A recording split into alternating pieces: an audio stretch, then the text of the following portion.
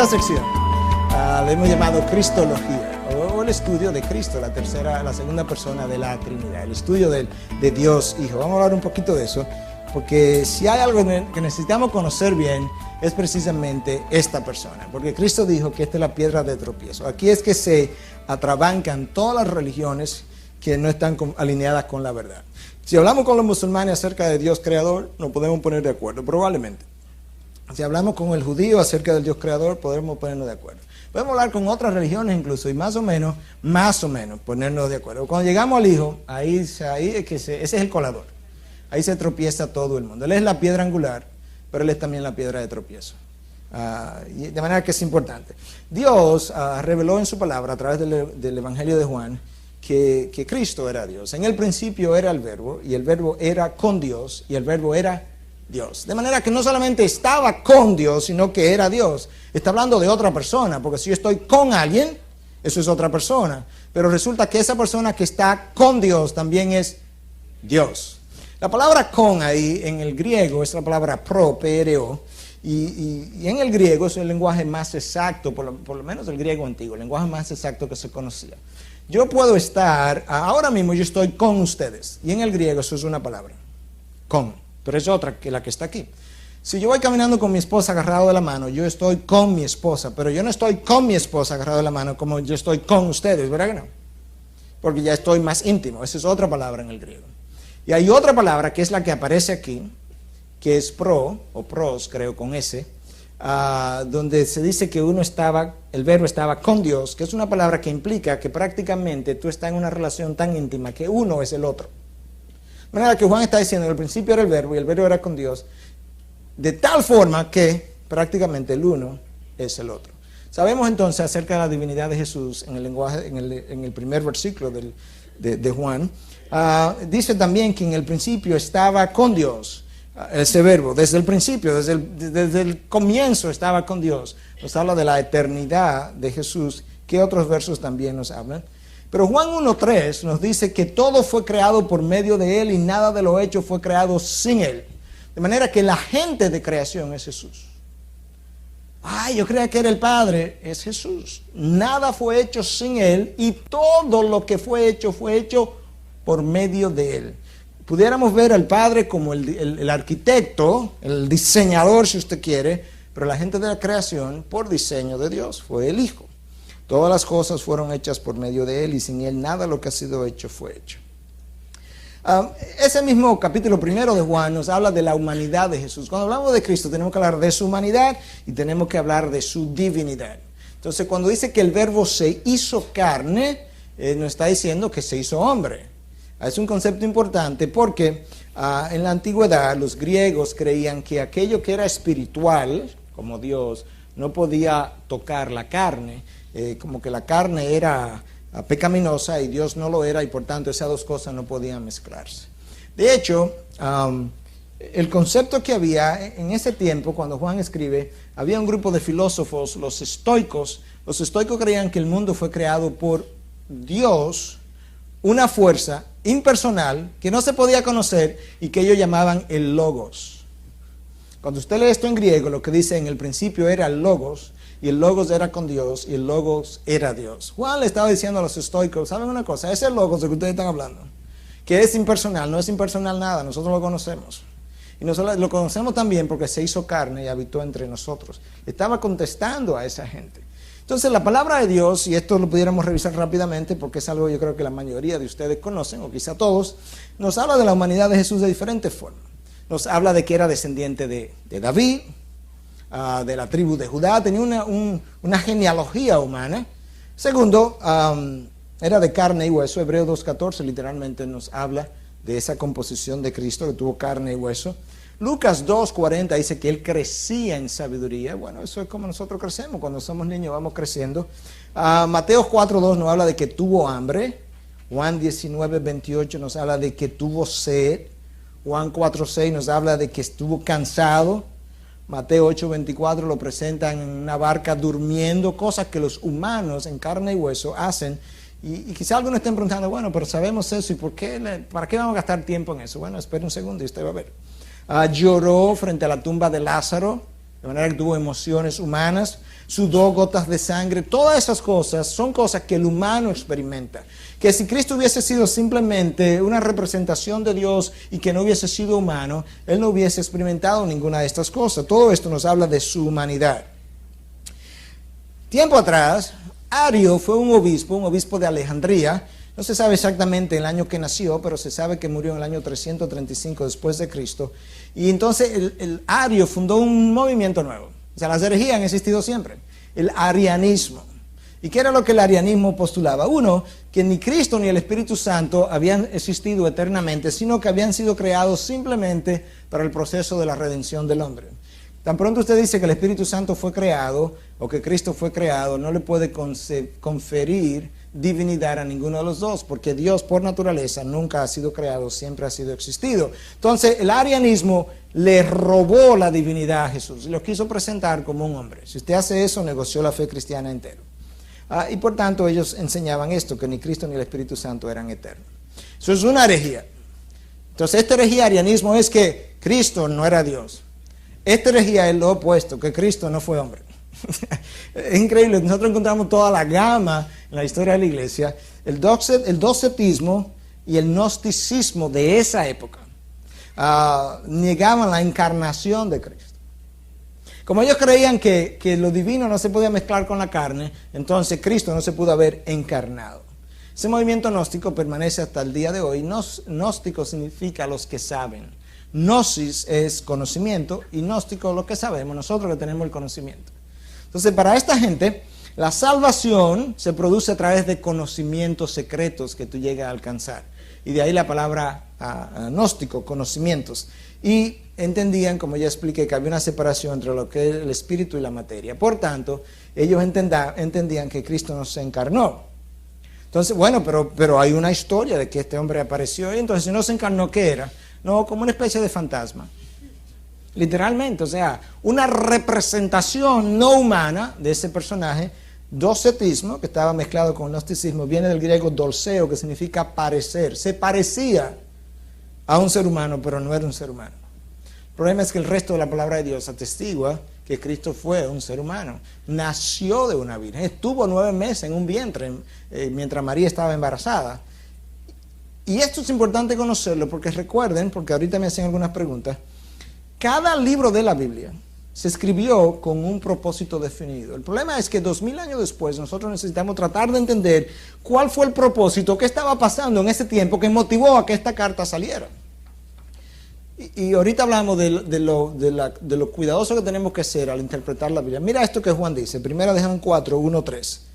Juan está escribiendo una carta porque en el momento en que Juan está escribiendo, en el año 90, 95 de esta época, este movimiento docetismo, este movimiento gnóstico, estaba cobrando fuerza. Entonces Juan escribe para contrarrestar eso, y oye lo que él dice. Amados, no creáis a todo espíritu, sino probad los espíritus para ver si son de Dios.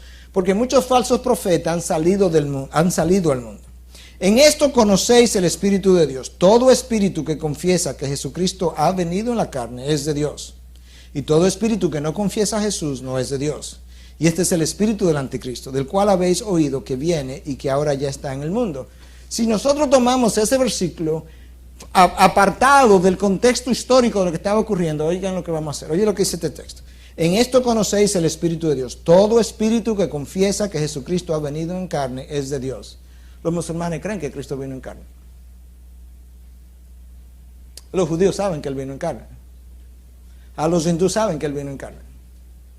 Entonces, si yo cojo ese versículo apartado de lo que está pasando y del por qué Juan escribió esa carta, yo voy a llegar a la conclusión que los musulmanes, los hindúes, los judíos, todo el mundo, todos estamos bajo la misma sombrilla. Sí, pero cuando yo entiendo que Juan escribe esto para contrarrestar un movimiento llamado docetismo, gnosticismo, que está diciendo que Cristo no vino en carne, bueno, ahora yo entiendo. Entonces se dan cuenta que el estudio e interpretación de la palabra no es tan a la ligera que lo podemos hacer. Necesitamos conocer su contexto histórico, la razón de cada libro. Apocalipsis es un libro puramente apocalíptico, tiene muchos simbolismos. Entonces tengo que saber eso, porque de lo contrario, Cuando la palabra de Dios dice que Cristo va a regresar montado en un caballo blanco con una espada que le sale por la boca y tatuajes en los muslos que dicen Dios, el Rey de Reyes, nos está imaginando casi un monstruo. Imagínate Cristo en un caballo con una espada en la boca. A menos que yo entienda, no, eso es un libro simbólico, yo necesito entender los símbolos, lo que significan. Entonces eso es importante. Ok, algo que ha causado mucho problema en la historia de la iglesia es la unión de las dos naturalezas de Cristo, la unión de su divinidad, la unión de su humanidad. Y el texto dice, el cual, aunque existía en forma de Dios, no consideró el ser igual a Dios como algo a que aferrarse, sino que se despojó a sí mismo, tomando una forma de siervo, haciéndose semejante a los hombres. Era Dios, pero no consideró esa divinidad como algo con la que él se iba a quedar, y se despojó a sí mismo de su gloria. Ahorita vamos a ver de qué fue que se despojó, y se hizo hombre. Entonces ahí nosotros vemos la unión de esa persona que era Dios, cómo se unió con una humanidad que nos dio a la persona de Jesús. Cuando dice que se despojó a sí mismo, es importante reconocer de qué fue que se despojó. Existía en forma de Dios, en toda su gloria. Él se despojó de su gloria, de lo que él tenía, de lo que él, donde él vivía, pero él no se despojó de sus atributos. Si hacemos a Cristo despojarse de sus atributos, le hemos quitado la divinidad. Cristo todo el tiempo era verdaderamente hombre y verdaderamente Dios. Él no perdió ninguno de sus atributos, absolutamente ninguno. De lo contrario, Dios no puede dejar de ser omnipresente, omnisciente. Él lo que hizo fue limitar el uso de sus atributos. Por ejemplo, hubo ocasiones en que él lució como si no fuera omnipotente, como cuando estaba en la cruz. Bueno, si tú eres Dios, sálvate a ti mismo. Ahí él no parecía como omnipotente, pero eso no quiere decir que él no lo era, simplemente no usó su atributo para demostrar su omnipotencia. Si él hubiese querido, hubiese podido bajarse de la cruz. En una ocasión, cuando Cristo lo bautizaron, él se hunde en el agua, ¿verdad?, para ser bautizado. Sin embargo, en otra ocasión lo vemos caminando sobre las aguas. Si lo vemos cuando él se estaba hundiendo en las aguas del Jordán para ser bautizado, uno pudiera haber concluido, bueno, él no puede caminar sobre las aguas. Pero cuando él decidió hacer uso de su atributo de omnipotencia, él caminó no solamente sobre las aguas, caminó sobre aguas turbulentas en medio de una tormenta. Y ahí estaba su omnipotencia demostrada. Entonces Cristo no usó muchas veces sus atributos, pero los tenía. Ahora, la pregunta que siempre surge cuando hablamos de esto, Mateo 24:36. Cristo dice, pero de aquel día y hora nadie sabe, ni siquiera los ángeles del cielo, ni el Hijo, sino solo el Padre. Parecería como que había algo que él no sabía. Bueno, había algo que él había limitado el uso de su omnisciencia para conocerlo, por razones que la palabra no ha revelado. Pero si él se hubiese propuesto conocer esa información y hubiese hecho uso de la omnisciencia que él tenía, lo hubiese conocido inmediatamente. Porque él no pudo si perdió su omnisciencia, entonces ese Cristo que estaba aquí abajo no era Dios. Por definición, Dios es siempre omnisciente. Lo que Cristo hizo fue limitar sus atributos. En algunos casos de forma revelada, en otros casos de forma no revelada. Es como un levantador de peso. Que vea a una de ustedes, las mujeres que están aquí, levantando una silla y pasando trabajo, y él está aquí y decida no ayudarla. Eso no quiere decir, y no la ayuda. Incluso ella le pide la ayuda y él dice, no, yo no te voy a ayudar. Eso no quiere decir que él no pueda levantar la silla. Él limitó el ejercicio de su poder y dijo que no lo iba a hacer. De esa misma forma, Cristo, en combinación con el Padre, limitó sus atributos en ocasiones. Esta unión, entonces, de Cristo, de su naturaleza divina y su naturaleza humana, es lo que se conoce como la unión hipostática en teología. Hipostasis significa sustancia, naturaleza, esencia. La combinación, la fusión de las dos naturalezas, de las dos esencias, de las dos sustancias. Para que eso se pudiera dar, tuvo que darse lo que el vaciamiento, se despojó a sí mismo. Eso es lo que en teología se conoce como la kenosis, el vaciamiento divino. Una vez más, de lo que él se vacía es de su gloria, de la posición de rey que él estaba y de gloria, y vino a vivir como hombre, pero no de sus atributos. Esto ya yo lo leí, el cual, aunque existía en forma de Dios, no consideró el ser igual a Dios como algo a que aferrarse, sino que se despojó a sí mismo, tomando forma de siervo, haciéndose semejante a los hombres. Las implicaciones de la unión de estas dos naturalezas. Esto yo lo copié literalmente del Diccionario Evangélico de Teología de la casa Baker, y dice: en la encarnación del Hijo de Dios, una naturaleza humana se unió inseparablemente y para siempre con la naturaleza divina de la persona de Jesús. Vamos para nuevo. La naturaleza humana se unió inseparablemente con la naturaleza divina en la persona de Jesús. ¿Qué significa eso? Antes de Jesús encarnarse, Él no tenía un cuerpo, ¿verdad que no? No. Pero ahora Él tiene un cuerpo, ¿verdad que sí? Sí, su palabra dice que Él tiene un cuerpo. A Cristo le pasó algo en la encarnación que lo afectó para siempre. Eso increíble a mí siempre. ¡Wow! Increíble. Porque Cristo no tenía un cuerpo y ahora tiene un cuerpo. Por eso es que dice que las dos naturalezas se unieron inseparablemente. Cuando Él resucita, no es el alma de Él que resucita, ¿no? Es el alma en su cuerpo. Y lo pudieron tocar y Él pudo comer. De manera que esa unión es inseparable y es para siempre. Mientras las dos naturalezas permanecen distintas, su naturaleza humana y su naturaleza divina, completas y sin cambio, sin mezclarse o confundirse, de manera que una única persona resultó ser verdadero Dios y verdadero hombre. Cuando Él quiso actuar como Dios, actuó como Dios. No se mezcló en ese momento con lo humano que le impidió ser Dios. Cuando quiso actuar como hombre, que tuvo hambre, que tuvo sueño, que se cansó, Él pasó todas esas necesidades, y esas necesidades no se mezclaron con la naturaleza divina, que le quitaron el hambre, que le quitaron el sueño. No. Pasó cada cosa que cada naturaleza podía sufrir. Los oficios de Cristo. ¿Qué es lo que Cristo se supone que es? ¿Qué funciones Él ha venido a llenar? Bueno, si usted recuerda el Antiguo Testamento tenía tres tipos de líderes. Tenía el sacerdote, que era quien ofrecía sacrificio por el perdón de los pecados. Estaba el profeta, que era quien le revelaba la voluntad de Dios al pueblo, y que de cuando en vez revelaba el futuro. Archive eso para cuando hablemos de los dones. Que la función del profeta, el profeta no era un adivino del futuro para entretener a la gente. El profeta le revelaba la voluntad de Dios al pueblo, y de cuando en vez le predecía el futuro. El profeta no andaba todos los días prediciendo el futuro de Israel, porque Isaías pasó 50 años. Oye, la profecía que él tiene la podemos hacer en 2 o 3 horas. Entonces él no se pasaba los días profetizando, él se pasaba los días revelando la voluntad de Dios al pueblo, y de vez en cuando él entonces revelaba el futuro. Bueno, esa es la función del profeta, y el rey era el líder del pueblo. Cuando Cristo viene, Él viene a ser profeta, sacerdote y rey. Y en las tres funciones de esos tres líderes se dieron en una sola persona. Como profeta, Él vino a revelar la voluntad de Dios al pueblo, ¿sí o no? Claro, esa fue su función. Como sacerdote, Él vino a ofrecer sacrificio para el perdón de los pecados, ¿sí o no? Claro.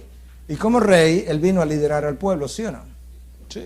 Entonces Él, en la persona de Jesús, se combinaron las tres funciones, y las tres están descritas en el Nuevo Testamento. Cuando Cristo viene a morir por nosotros.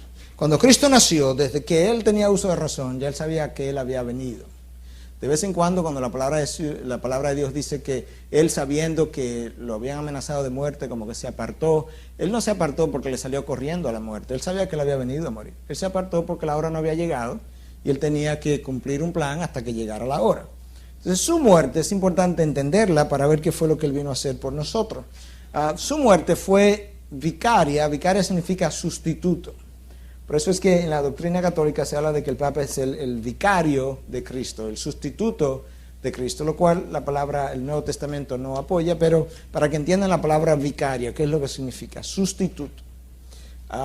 Primera de Timoteo 2:6 dice: quien se dio a sí mismo en rescate por todos, testimonio dado a su debido tiempo. Se dio a sí mismo en rescate por todos, nos sustituyó en la cruz. Hay otros versos que nos hablan de ese sustituto que Él hizo por cada uno de nosotros. A Cristo le pasó algo en la cruz que a mí me tocaba a mí pasar, pero Él me sustituyó. Y era la única persona que podía sustituirme, porque había una deuda pendiente entre Dios y el hombre. Lo que Adán arruina es un hombre perfecto, y solamente ese hombre perfecto podía cumplir la ley de Dios. Y solamente Cristo pudo haber hecho eso. Y Él era el único que podía calificar entonces para ir a la cruz en su perfección a morir por mí. Su muerte fue propiciatoria. Suena como una palabra muy dominguera.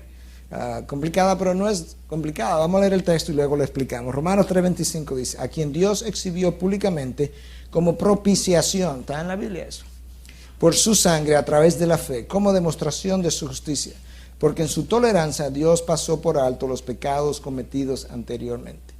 Algo que es propiciatorio es algo que aplaca la ira de Dios. De manera que su muerte, Dios había estado airado con los pecados del hombre. La razón por la que aquellos que no reciben a Cristo van al infierno es porque Dios sigue airado con ellos. Literalmente, eso es lo que Juan dice. Cuando Juan dice en Juan 3:16, que habla de que de tal manera amó Dios al mundo para que todo el que crea en Él no se pierda, mas tenga vida eterna. Si usted sigue leyendo, usted se va a encontrar al final del capítulo que dice en 3:36, el que cree en el Hijo tiene vida eterna, pero el que no obedece al Hijo no verá la vida, sino que la ira de Dios permanece sobre él.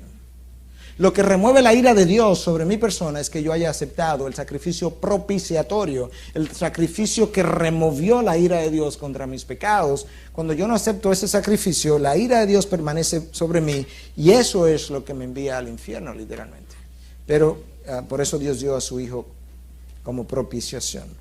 Aquí hay otra cita de un libro de teología que quiero mencionar, porque nos dice algo acerca de la importancia de la muerte de Cristo. La muerte de Cristo ocupa un lugar destacado en el Nuevo Testamento. Los últimos 3 días de la vida terrenal de nuestro Señor representa cerca de una quinta parte de las narraciones de los 4 evangelios. Si los 3 años y medio de su ministerio público hubiesen sido narrados tan cabalmente como los últimos 3 días, tendríamos una vida de Cristo de unas 8.400 páginas. Torrey, un conocido escritor cristiano, afirma que la muerte de Cristo se menciona directamente en el Nuevo Testamento unas 175 veces. Puesto que hay 7.959 versículos en el Nuevo Testamento, esto significa que uno de cada 53 versículos se refieren a este tema. Uno de cada 53 versículos del Nuevo Testamento se refiere a la muerte de Cristo. Los 4 evangelios dedican el 20%, la quinta parte, a los últimos 3 días de Cristo que tienen que ver con su muerte.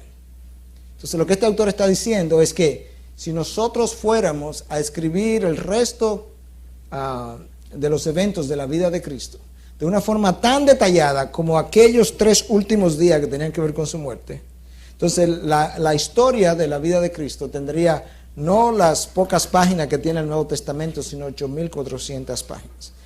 ¿Por qué se menciona todo eso? Para que entendamos la importancia que el Nuevo Testamento le da a la muerte de Cristo. Una doctrina que ha pasado a un segundo, un tercero, cuarto lugar en la mayoría de las predicaciones. El énfasis hoy no está en la muerte de Cristo y su resurrección. El énfasis hoy en la mayoría de las iglesias está en las experiencias, en los sueños, en los milagros, en la parte de experiencia, y no en el énfasis en la muerte de Cristo. Oye lo que Pablo dice. Los griegos quieren, ¿qué cosa? Sabiduría. Y los judíos, señales. Eso es donde está la iglesia hoy en día. La iglesia hoy quiere señales. Cristo dice, pero nosotros predicamos a Cristo y a este crucificado. Lo que Pablo está diciendo, déjenlo. Si ellos quieren irse por ese lado, pero en cuanto a nosotros respecta, el centro de nuestra predicación es la cruz de Cristo, su muerte. Ese es el centro de la predicación de todo el Nuevo Testamento. La muerte de Cristo es lo esencial en el cristianismo. Otras religiones, esto es importante, otras religiones basan su derecho a ser reconocidas en las enseñanzas de sus fundadores. El cristianismo se diferencia de todas ellas por la importancia que se le da a la muerte de su fundador. En las otras religiones es la vida del fundador, sus enseñanzas. En el cristianismo resulta que lo importante es cuando se murió. Y honestamente, hermano, la iglesia creció después que él se murió. Ahí fue que la iglesia cogió fuerza, ¿sí o no? Antes de su muerte era un puñito de gente. Cuando él se muere es que cobra fuerza. Dios, una vez más, demostrando que de aquello que la gente no le da importancia, de lo que no es, Él ha hecho lo que es. De la muerte, que parecería el acto final de tu vida, Dios le ha dado vida a millones de personas. Una última cita, porque yo creo que esta cita expresa los conceptos muy bien. Al principio Dios y el hombre estaban cara a cara el uno con el otro. Al pecar, Adán le volvió la espalda a Dios. Entonces Dios le volvió la espalda a Adán. La muerte de Cristo ha satisfecho las exigencias de Dios. Y ahora Dios nuevamente ha vuelto su rostro hacia el hombre. Solo queda que el hombre se vuelva y encare a Dios. Como Dios ha sido reconciliado por la muerte de su Hijo, ahora se le ruega al hombre que se reconcilie con Dios. En otras palabras, yo soy Adán, yo estaba cara a cara con Dios. Cuando yo pequé, yo le di la espalda a Dios. Y cuando yo le di la espalda a Dios, Dios, que estaba aquí de frente, le dio la espalda a Adán o al hombre. Ahora estamos los dos de espalda, ¿verdad? Cuando Cristo muere, la ira de Dios es placada, Dios se vuelve al hombre. Pero el hombre todavía sigue de espalda a Dios. Y lo que estamos pidiéndole al hombre ahora es que por el sacrificio de Cristo se vuelva a Dios, para que vuelvan a estar en la misma posición que estaba Adán y Dios en el primer lugar. ¿Se entendió eso? Esa es la idea. Ok. La resurrección de Cristo, esa es su muerte, ¿verdad? Pero si Cristo muere el Viernes Santo y no resucita, eso no hubiese servido de nada. Hoy nosotros estaríamos en pecados todavía. La muerte de Cristo no fue suficiente para perdonarme los pecados sin la resurrección. Y eso no lo digo yo, eso lo dice Pablo en 1 Corintios 15. Dice, si Cristo no resucitó, que eso, vana es nuestra predicación y vosotros todavía estaríais en vuestros pecados. Lo que le da validez a la muerte de Cristo es su resurrección. La resurrección es el amén del Padre a la muerte de Cristo. Cuando Cristo satisface todas las exigencias y demandas del Padre, la forma como el Padre dice, amén, lo acepto, es resucitando al Hijo. Entonces la resurrección es lo que finalmente le da valor a su muerte. Y Pablo lo dice, si Cristo no resucitó, entonces vosotros todavía estáis en pecado. Cuando resucitó, resucitó con un cuerpo. De hecho, Tomás pensaba que era un fantasma, ¿se acuerdan? Y Cristo le dice, ven Tomás, ven, ponme la mano, para que tú veas que un fantasma no tiene carne y hueso. De manera que cuando Él resucita con su cuerpo de nuevo. Glorificado, sí, pero con su cuerpo. Retuvo sus cicatrices. Él dice, Tomás, ven, pon la mano aquí. ¿Te has visto un fantasma con cicatrices? Tomás dice, si no veo sus cicatrices, no creo. Él dice, pues ven, tócala, ven para que me toque las cicatrices. A veces no lo reconocieron inicialmente, aún después de haber resucitado. Lo que nos habla a nosotros de que el cuerpo glorificado de Cristo tiene una continuidad con su cuerpo anterior, porque en un momento dado llegaron a conocerlo, pero hay diferencias. Y por esas diferencias a veces los apóstoles no podían reconocerlo en cierto momento después de su crucifixión, después de su resurrección. Pero hay una continuidad con el cuerpo anterior y una diferencia con el cuerpo glorificado. Y eso podemos ver eso de que no lo pudieron reconocer en Lucas 24 del 13 al 31. Los hechos históricos que están a favor de la resurrección. Yo comencé diciendo, parte de este seminario, al principio de este seminario, que no hay ningún otro hecho histórico mejor avalado por documentos históricos que la muerte y la resurrección de Cristo. Y este es un trabajo monumental que hizo este señor Gary Habermas en su libro The Risen Jesus and the Future Hope, o El Cristo resucitado y la esperanza futura. Gracias. Este señor revisó 1400 trabajos escritos acerca de la resurrección de Jesucristo. Trabajos escritos del año 1975 al año 2003. Y él descubrió, y entre estos 1400 trabajos, habían autores liberales incluso. Pero él descubrió que aún entre esos autores liberales se pudieron poner de acuerdo en 12 cosas. 1400 trabajos. Increíble, 1200 autores diferentes. Primero, que Cristo murió crucificado. Segundo, que lo enterraron. Tercero, que cuando se murió, eso causó la dispersión de sus discípulos y la pérdida de sus esperanzas. Los discípulos no estaban esperando que Cristo resucitara. Y pensaron que realmente su vida había terminado. La razón por la que Pedro está llorando y los discípulos estaban llorando es porque ellos esperaban que el domingo nada iba a pasar. Número 4, la tumba de Jesús fue descubierta y fue encontrada vacía después de su muerte. Eso es ampliamente aceptado aún por los liberales, de que la tumba está vacía. Los discípulos tuvieron experiencias en las que creyeron haber visto a Jesús luego de su muerte. Nosotros sabemos que ellos tuvieron las experiencias y que vieron a Jesús. Pero como estos 1400 trabajos incluyen a liberales, esos liberales por lo menos entienden que esos discípulos por lo menos creyeron haber visto a Jesús después de su muerte. Debido a dichas experiencias, los discípulos fueron transformados de escépticos a proclamadores de su muerte y resurrección. 1400 trabajos, algunos provenientes de autores liberales, están de acuerdo con que esos discípulos antes de su resurrección eran unos cobardes y después de su resurrección era otro tipo de gente. Aún aquellos que no aceptan la evidencia de la resurrección. Este mensaje, el mensaje de la resurrección, fue el centro de la iglesia primitiva. Y ese mensaje fue predicado alrededor de Jerusalén, de que Cristo había resucitado. Como resultado de la predicación de la resurrección, la iglesia nació y creció. Lo que le da crecimiento, fuerza a la iglesia es precisamente que nació Jesús, que resucitó Jesús. El domingo pasó a ser el día de adoración por excelencia. Los judíos que tenían cientos de años, Mateo, no Lucas, pero Juan, Marcos, demás, Pablo, que eran judíos, tenían cientos de años adorando día sábado. Y algo ocurre que es tan increíblemente grande que hace que cientos de años de prácticas religiosas en el día sábado sean cambiados para el domingo. Algo trascendental debió haber ocurrido ese día. El hermano de Jesús, Santiago, que es quien escribe el libro de Santiago, que era un escéptico, se convirtió a la fe cuando creyó ver al Cristo resucitado. Santiago no creía. Unos años después, ¿cómo sabemos que Santiago no creía? Porque la palabra dice que ni aun sus hermanos creían en él. Y en el libro de Santiago él mismo se identifica como hermano del Señor. Unos años después, Pablo se convirtió por una experiencia en la que creyó haber visto al Cristo resucitado.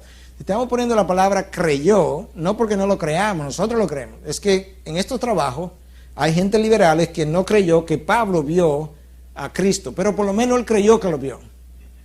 Entonces, por eso lo estamos poniendo de esa forma. Lo que estamos diciendo es que 1400 trabajos están de acuerdo en que algo monumental le pasó a esta iglesia primitiva, que cambió cientos de años de prácticas religiosas y que hubo hombres que estaban persiguiendo a la iglesia como Pablo y que en un momento dado cambiaron su forma de ser y que hubo discípulos que en una ocasión eran gente cobardes, gente que no se atrevía ni a abrir la boca y de repente eran gente dadas con buen verbo, con buena predicación y con mucha valentía. La pregunta entonces es, ¿qué evidencia, qué fuerza tiene la resurrección? Pablo dedica a 1 Corintios 15 un capítulo entero a hablar de la resurrección, porque él entiende que si no hay resurrección no tenemos nada. Él dice incluso, si no hay resurrección, nosotros somos dignos de lástima, de pena, debieran tenernos pena nosotros. ¿Por qué? Porque no vamos para ningún lado si no hay resurrección. Entonces, primero tenemos que hablar de la credibilidad de los escritos del Nuevo Testamento. En otras palabras, para algunos que también estuvieron preguntando si esto no fue manipulado y demás, ¿qué tan creíbles son estos documentos? Olvidémonos ahora de la parte sobrenatural en la cual creemos, pero olvidémonos de eso. Históricamente hablando, vamos a arrancar estos documentos de la Biblia, vamos a ponerlo a través de la prueba de la historia. ¿Qué tan confiables son ellos como documentos históricos? Bueno, vamos a ver. Primero, lo escribieron, los historiadores tienen criterio para determinar hasta dónde se puede confiar en un libro o no. Y uno de esos criterios es, ¿quiénes lo escribieron? ¿Testigos oculares o alguien que le contaron? No, esta gente fue testigos oculares. Ok, eso tiene importancia. Estoy hablando de los historiadores ahora. Ok, eso lo escribieron a los 100 años de que pasaron los hechos, a los 500 años que pasaron los hechos, o lo escribieron inmediatamente alrededor de los hechos. No, mira, esto lo escribieron entre 25 y 50 años, 60 años máximo con relación a los hechos. Eso es importante. Históricamente eso tiene un peso enorme. Porque estamos hablando a veces de libros que se escribieron 200 y 300 años después. Por ejemplo, los famosos evangelios gnósticos del famoso Código Da Vinci, que tanto se ha vendido, los evangelios gnósticos se escribieron, dicen la gente más liberal, entre el segundo, el tercero y el cuarto siglo. Bueno, estamos hablando de 200, 300 y 400 años después, al lado de esto que se escribieron 25 o 50 años después de suceder. Segundo, del Nuevo Testamento se tienen cerca de 5.700 copias en griego y más de 9.000 copias en otros idiomas, casi 15.000 copias. Bueno, ¿qué tanta importancia tiene eso? Bueno, que usted va a la universidad y usted estudia filosofía y le dan los libros de Platón, de los cuales hay 7 copias, versus 15,000 que tenemos en el Nuevo Testamento. Entonces resulta que la copia que tú tienes de los escritos de Platón datan de 1200 años después que se murió Platón. Y la que nosotros tenemos, 25 a 50 años después de que Cristo se murió. No hay un solo documento histórico de esa época o anterior que tenga más peso histórico que los escritos del Nuevo Testamento. No los hay. Lo puede buscar y lo podemos poner al lado cuando usted quiera. El fenómeno de la tumba vacía es importante. Porque si Cristo no hubiese resucitado, lo único que las autoridades romanas o judías hubiesen tenido que hacer es: aquí está el cuerpo. ¿De qué resurrección usted está hablando? Se sabe dónde lo enterraron, nada más había que ir a buscarlo y se mira el cuerpo aquí. ¿La gente tan loca? Pero resulta que, oye, el cuerpo no ha aparecido 2000 años después. La tumba sigue vacía. La tumba le dice a la historia, trata de negar este evento. Le dice a la filosofía, trata de explicar este evento. Le dice a la ciencia, trata de duplicar este evento. Sigue vacía. La tumba sigue hablando. ¿Sabe? Esto también es importante. En la antigüedad, en la época en que esto ocurre, a las mujeres no se les daba mucho crédito. Al testimonio de las mujeres. Yo no estoy diciendo eso, no me malentiendan, no quiero problemas. Estoy hablando de 2000 años atrás. E incluso Josefo, el historiador judío, en sus escritos dice que a las mujeres no se les podía creer porque eran muy emocionales. Pero resulta que cuando el Nuevo Testamento se escribe y Jesús se le aparece, resulta que la primera persona que se le aparece son a mujeres. Y las primeras personas que dan testimonio de que él apareció fueron mujeres. Cuando las mujeres llegan donde los discípulos para que vean lo machista y lo cierto que esto que yo acabo de decir, los discípulos dijeron: eso no es verdad, están locas. ¿Se acuerdan de eso? Si el Nuevo Testamento era una componenda para decir que esto ocurrió cuando no ocurrió, ¿ustedes creen que hubiesen comenzado con testimonios de mujeres en esa época? Claro que no, hubiesen comenzado con testimonios de los hombres, para que fuera más creíble, ¿se entiende eso? Pero comenzó exactamente con el testimonio de las mujeres, porque así fue que ocurrió. Los judíos pensaron que la tumba estaba vacía. Y la razón por la que esto es importante, como yo mencioné, la única forma que ellos tuvieron para explicar que no estaba vacía era: mira, le pagaron un dinero a los soldados. Y dijeron: dile que los discípulos vinieron de noche y se lo robaron. Lo que necesitamos entender es que el soldado romano que guardaba las tumbas sabía que si esa persona, ese cuerpo, se perdía, él iba a pagar con su vida. O sea, que no era cuestión de dinero, nada más era que mi vida estaba en juego. No, vamos a decir que se lo robaron mientras los soldados se durmieron. Soldados que iban a pagar con su vida. No, que Cristo, otros han dicho que Cristo resucitó y salió resucitó, no, que quedó desmayado y se fue de la tumba y que los soldados no se dieron cuenta. Un hombre que estaba casi colapsando cuando estaba en la cruz, se iba a levantar de la tumba, iba a empujar la piedra, iba a pasarle por enfrente a los soldados y nadie se iba a dar cuenta. La evidencia de la resurrección y la presencia de los guardias que yo acabo de mencionar ahora es importante, porque esos guardias iban a pagar con su vida si hubiesen permitido que este cuerpo hubiese salido de ella. Las medidas de seguridad se tomaron. O sea, no solamente se puso una piedra, se pusieron 2 guardias enfrente de la piedra, precisamente para evitar que de hecho, las autoridades judías le pidieron a Pilato que pusiera 2 guardias. No vaya a ser que los discípulos vengan, se lleven el cuerpo y después digan que resucitó. Porque oímos que este hombre dijo que iba a resucitar después que muriera. ¿Oyeron eso? O sea, ellos sabían lo que él había dicho. Increíble, los judíos incrédulos creían más que los discípulos. Que los discípulos no creían que él iba a resucitar. O sea, para ellos se murió, ahí se acabó todo. Los judíos estaban asustados porque si este hombre resucita. Así que vamos a poner esta piedra y vamos a poner 2 soldados aquí. Porque este hombre dijo que iba a resucitar, así que cuidado, no vaya a ser. Y que los discípulos se lo robaron mientras dormían, como estuvimos hablando, bueno, cosas que soldados romanos no iban a permitir o no iba a ocurrir. La evidencia de los testigos. La palabra nos habla de 15 apariciones diferentes. Hay una teoría que habla de que estas fueron alucinaciones. O sea, que estos discípulos que estaban en estado de shock, que estaban alucinando, lo cual es médicamente irrisorio, porque las alucinaciones son como los sueños. Usted no se levanta un día aquí y viene a la iglesia. Yo tuve un sueño y se aparecen 15 gente más. ¡Ay, yo tuve el mismo sueño! ¿Verdad que no? No. Porque los sueños no son duplicados. Las alucinaciones tampoco son. Puede ser que yo alucine, pero no puede ser que yo alucine, que tú alucines, que tú alucines y que alucinemos lo mismo. O sea, ok, que alucinemos, pero lo mismo. Y luego, la palabra menciona que en un momento dado, Cristo se le apareció a más de 500 personas a una vez. 500 personas alucinando al mismo tiempo. Increíble. Entonces, años después, Pablo tiene otra visitación de Cristo, otra alucinación. O sea, que esta alucinación no se muere. O sea, ahora, años después, Pablo tiene la misma alucinación. De manera que son pruebas bajo el análisis histórico para los historiadores que tienen peso. Incluso para historiadores, ese tipo de cosas tienen más peso que nosotros. Ellos tienen criterios como esto que yo acabo de decir, por el cual ellos analizan la veracidad de los hechos históricos, de documentos históricos. ¿Cómo se explica el cambio de actitud de Tomás, de Santiago, de Pablo y de los discípulos, a menos que hayan tenido una visión real, un encuentro real? ¿Cómo se explica que estos discípulos estuvieron dispuestos a morir, dar su vida para negar algo que ellos habían visto? Suponte que fuera una mentira. Ok, que yo te diga, sí, yo lo vi resucitado. Pero cuando a mí me llevan frente a un soldado con la espada enfrente, ok, ¿resucitó o no resucitó? Sí, resucitó. No, en ese momento, ¿qué yo hubiese dicho? No, yo estaba relajando, hombre. No, hombre, yo estaba relajando, son cosas mías. Claro que no resucitó. Pero esta gente estaba dispuesta a dar su vida porque ellos sabían que ellos no podían negar algo que ellos habían visto. Algo común en aquellos que mueren por una causa es que ellos creen en aquello por lo que mueren. Nadie estaría dispuesto a morir por algo en lo que no cree. Eso sería ser estúpido.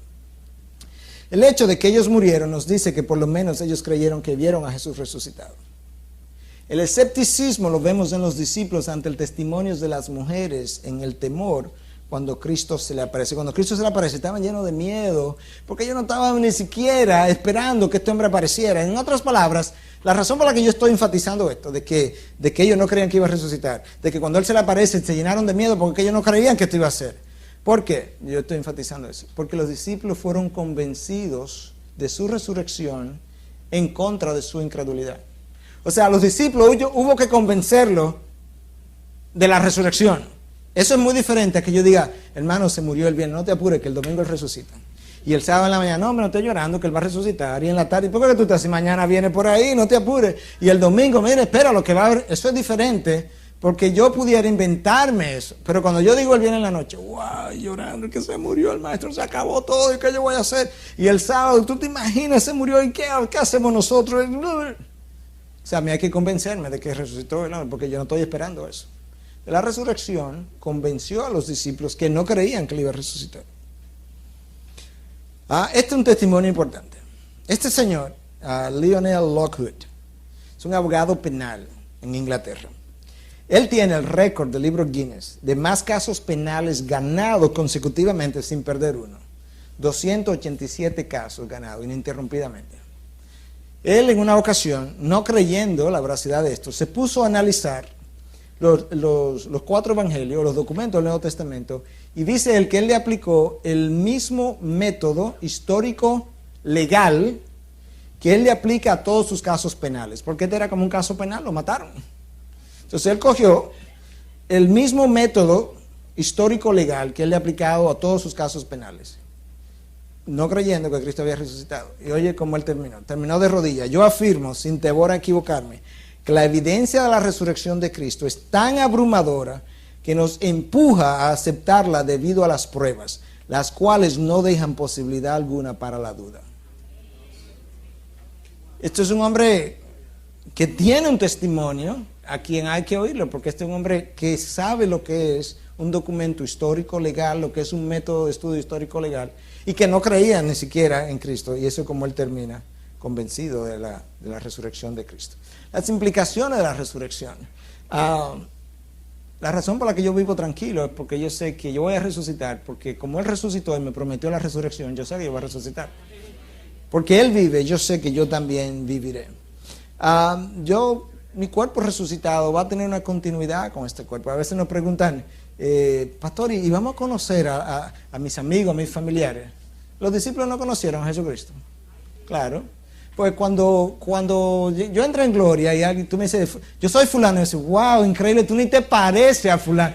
Tú se has cambiado, muchacho. No, yo voy a decir, wow, sí, pero sí, te parece, sí, porque Cristo se parecía. Él no surgió otra persona totalmente diferente. Surgió una persona que él le dice a todos, ven, pon las manos aquí. De manera que nos vamos a conocer. Mi cuerpo resucitado tendrá diferencia con el cuerpo actual, claro. Cristo en una ocasión estaban las puertas cerradas y el boom pasó a través de las puertas. El cuerpo glorificado no conoce el límite de la materia.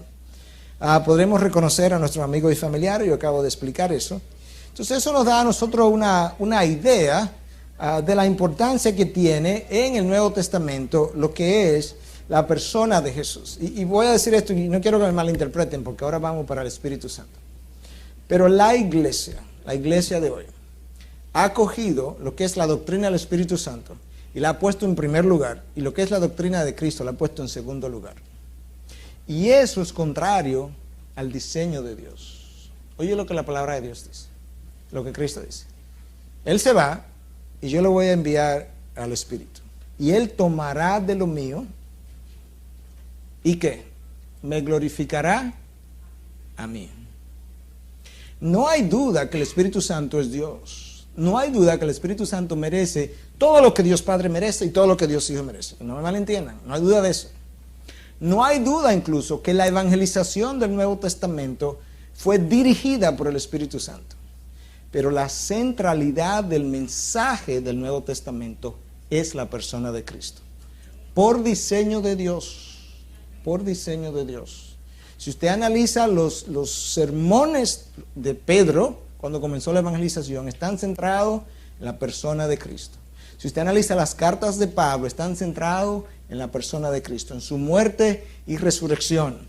Predicamos a Cristo y a este resucitado. No tenemos otra cosa que predicar que no sea la persona de Cristo. El Espíritu Santo vino para glorificar a Cristo. Y lamentablemente ha habido una tendencia donde los papeles se han invertido y a Cristo ha tomado en segundo lugar. Y hemos puesto al Espíritu Santo en primer lugar, que no es el diseño de Dios. Eso no quiere decir que el Espíritu Santo no nos ayuda, no nos ilumine, no nos guíe, el Espíritu Santo es el que mora en mí. El Espíritu Santo es que me ayuda a vivir una vida de santidad. El Espíritu Santo, ahorita lo vamos a hablar, todas las funciones del Espíritu Santo. No hay duda de que el Espíritu Santo es Dios, no lo estoy poniendo por debajo de Dios. Es que en la subordinación que Dios ha creado, de la misma forma que Cristo vino y se subordinó al Padre, de esa misma forma cuando nos envió el Espíritu Santo, lo envió subordinado al Padre y al Hijo. Y el énfasis, el centro de la predicación de la iglesia primitiva y de cualquier predicación que se agarre del Nuevo Testamento, una y otra vez, lo verán, es la persona de Cristo. Él es la piedra de tropiezo. Él es donde todo el mundo choca. Él es donde la gente se cuela, donde tú quieres comenzar a colar algo y tú le preguntas, ok, vamos a hablar de la persona de Jesús. Y tú te darás cuenta cómo la persona de Jesús pone de relieve inmediatamente quién está y quién no está en el camino. Así de sencillo. No podemos quitarle, no podemos agregarle a la persona de Jesús. Una de las preguntas que me hicieron, y la aprovecho y la contesto ahora porque tiene que ver con la persona de Jesús. Alguien me preguntó, y esto lo voy a responder con respeto, ¿verdad? ¿No? Y estoy respondiendo la pregunta, no porque sea mi intención traer este tipo de polémica. Pero una de las preguntas decía, ¿cuál es la diferencia entre católicos y evangélicos? Bueno, si nos fuéramos a enumerar, tendríamos que enumerar una cantidad enorme de diferencias. Pero si yo pudiera resumirlo, me hicieron esa pregunta un día en una aula de clase, estaba enseñando en la universidad y no quería entrar en la controversia. Y en un sentido, cuando me hicieron la pregunta, le pedí a Dios que me iluminara para contestarlo de forma resumida y también no entrar en un debate porque no era mi intención con los estudiantes, porque no estábamos hablando de religión ni de cristianismo, estábamos hablando de medicina. Y yo le dije, mira, quizá yo te lo puedo resumir de esta forma. La fe cristiana es Cristo, la fe evangélica. Punto. En la fe católica hay un Cristo más. Punto. Acabé mi definición. O sea, hay Cristo más estas otras creencias. Hay Cristo más los santos. Hay Cristo más esto.